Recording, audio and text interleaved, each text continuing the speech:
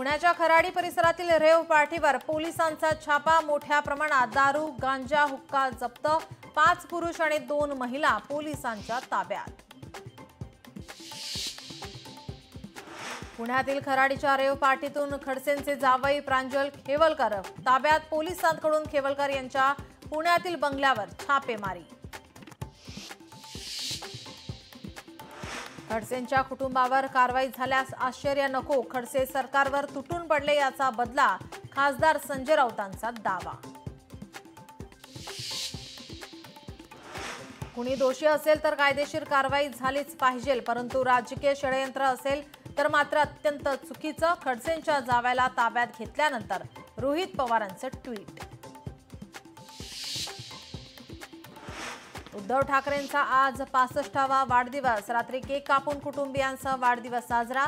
सकाळी मातोश्रीवर शुभेच्छा देण्यासाठी कार्यकर्त्यांची गर्दी।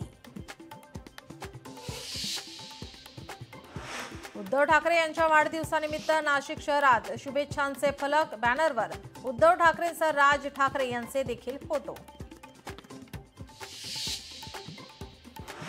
अनिल अंबानीशी संबंधित कंपन्यांवर ईडीकडून सलग 3ऱ्या दिवशी छापेमारी। मुंबईतील 35हून अधिक ठिकाणी कारवाई। अनेक दस्तऐवज आणि संगणकीय उपकरणे जप्त। सूत्रांची माहिती।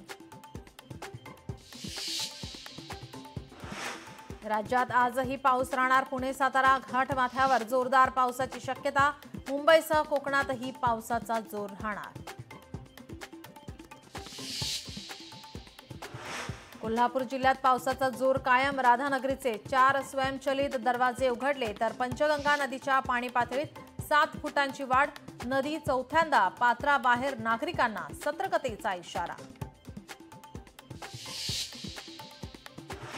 गडचिरोलीत गोसेखुर्दच्या विसर्गामुळे पुन्हा पूरस्थिती निर्माण होण्याची शक्यता। छोट्या नद्यांच्या पातळीत वाढ। काही मार्ग वाहतुकीसाठी बंद होण्याची शक्यता। इस्रो आणि नासाने बनवलेल्या निसार उपग्रहाचे 30 जुलैला प्रक्षेपण। पृथ्वी निरीक्षण क्षेत्रात आणणार क्रांती। नैसर्गिक आपत्ती व्यवस्थापनातही ठरणार मोलाची।